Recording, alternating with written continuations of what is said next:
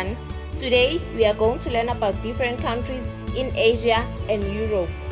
Alright, let's begin. Asia.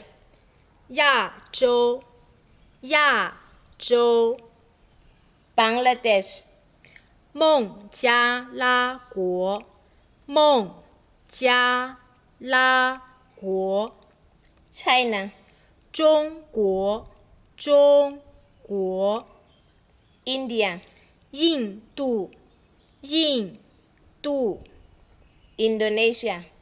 印度尼西亚，印度尼西亚， Iraq. 伊拉克，伊拉克， Israel.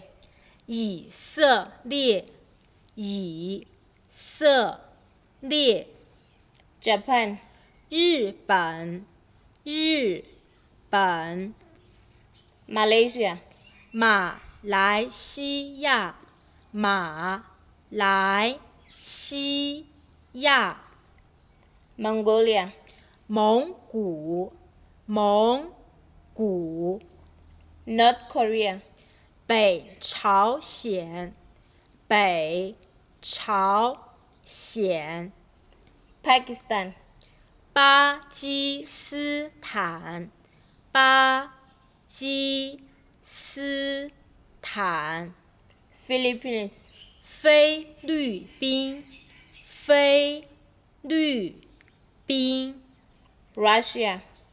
俄罗斯，俄罗斯， Singapore. 新加坡，新加坡， South Korea. 韩国，韩国， Thailand. 泰国，泰国， Turkey. 土耳其，土耳其， Europe. 欧洲，欧洲， Armenia. 亚美尼亚，亚美尼亚， Albania. 阿尔巴尼亚，阿尔巴尼亚， Austria. 奥地利，奥地利， Belgium. 比利时，比利时， France. 法国，法国， Germany. 德国，德国， Greece. 希腊，希腊， Iceland.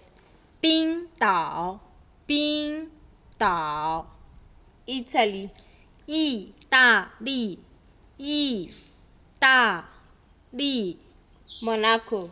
摩纳哥，摩纳哥， Netherlands. 荷兰，荷兰， Norway. 挪威，挪威， Poland. 波兰，波兰， Portugal. 葡萄牙，葡萄牙， Romania. 罗马尼亚，罗马尼亚， Spain. 西班牙，西班牙， Sweden. 瑞典，瑞典， Switzerland. 瑞士，瑞士， Ukraine. 乌克兰，乌克兰， United Kingdom. 英国，英国， The Vatican City State. 梵蒂冈，梵蒂冈。 This is the end of our class. If you are interested in learning more with us, you can hit the like button, comment and subscribe.